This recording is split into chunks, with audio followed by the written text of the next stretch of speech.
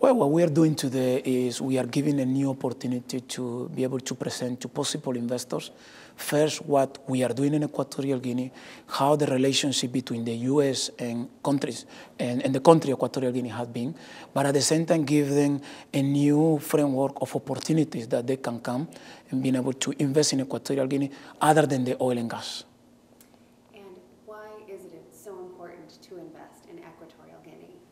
Well, I think it's very important because it's a great opportunity. Equatorial Guinea, it's a country that has a particularity very similar to two very important centers. And one is a country, another one is now a province of China. And this is Singapore and then Hong Kong. So it's not measured on the size, but in the importance. We do believe that because of the geographical location, Equatorial Guinea can provide a lot of service to the neighboring countries and the entire area. So for that, we do believe that Equatorial Guinea is the door or the entrance for a lot of possible investors to invest in the Gulf of Guinea. Wonderful. So pretend that I am the head of a huge corporation. Yeah. Tell me what I would need to know and why I should invest in Equatorial Guinea. Mm-hmm. Well, the first thing is that we don't have a very low bureaucracy. We are very straight with our business in terms of if it is going to be happening or is not happening. That's very important for investors. Secondly, we are guaranteeing, and we guarantee the investment. And not only is what we say, is what we have been doing.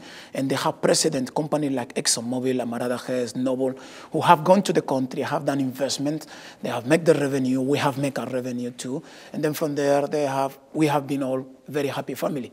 But not only that, we have examples. Like, for example, we have this project. This was the LNG project. It was a project with a price tag of $1.6 billion. And we decided between Marathon Oil, Marubeni Mitsui, and the state government to equity finance this entire project. So because the government was involved and because the government is very proactive with the business, we actually achieved to build the projects under budget and before time. And not only that, we did recover that entire budget in 47 months. And at this moment, we are making revenue. So Equatorial Guinea have a track record on really getting things done. So this is what any big investors are thinking to go to Egypt. And if we ask for people, they will tell you, if you go to Egypt, that's a place that if they tell you that you're going to do it, it's going to be done. Wonderful.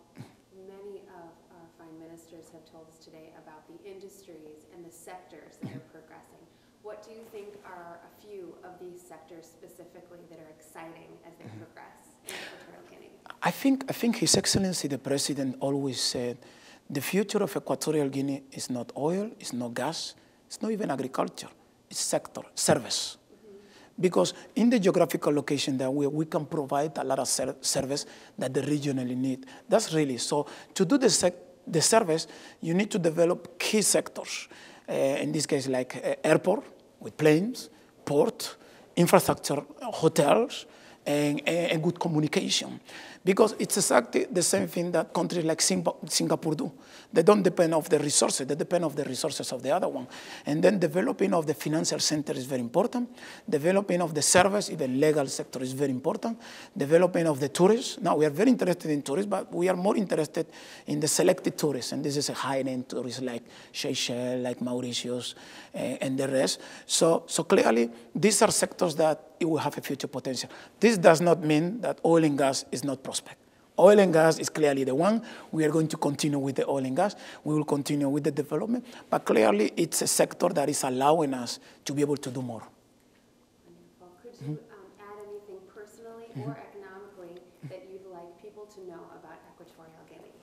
Well, I would say Equatorial Guinea is probably one of the more independent countries in Africa. And this independence is not just social, it's economical. Because we have zero debt. We owe nothing to nobody. No institutions, no bank. Of course, you need to own something to the banks. Sooner or later, we are working with them. But the key thing is that we have a freedom on directing our development without having third parties interference. The second thing, we have a very aggressive politics way of doing things. Now, that comes straight from the president. The president is very similar than the Sultan in Dubai. He goes to sleep and he says, okay, I have a dream. I'm seeing all this. He calls all the ministers and says, listen, I have this dream. I don't know how you guys are going to do it, but just think about it and develop. And we immediately work on that. So you have one of the more aggressive, proactive government that you will find. And we are very straightforward with the industry, saying, listen, this is going to be done or it's not going to be done. We're not going to waste your time. So this has been clearly some of the way that we have been doing business. The oil and gas, they love us because we are very straightforward. And not only that, we get things done. And that's one of the key things that we do. And I'll give you another example is for people who have seen the movie Wall Street 2. There is only one country that the traders, they're talking about. Of course, they don't talk in a good way. They say, well, in Equatorial Guinea, we have a problem. They're going to be nationalized, blah, blah, blah. And then you see all the traders discussing, talking in the phone, calling. Now, the reason is because if you actually go to New York, to Wall Street, all the traders, all the capital investors knows about EG. And the image that they know is that if there is a project coming from EG, do it immediately, because that's a place that these guys get things done. This is why in the Wall Street, you won't see another country. You will only see Equatorial Guinea. And usually it's because we don't go to the institution, we don't go to the bank, we go to the capital investor. We go to our friends and listen, we want to do this project, it's $2 billion. We'll share between 3 parties. The party can invest it and they recover the investment. So those are little particularity of the region. And then the rest is that Equatorial Guinea is in the middle of the Gulf of Guinea. And definitely this is the place where things are happening for mining, industry, oil and gas, growth, agriculture. So if you're established in Equatorial Guinea, you definitely are in the best position to do investment in all the Gulf of Guinea.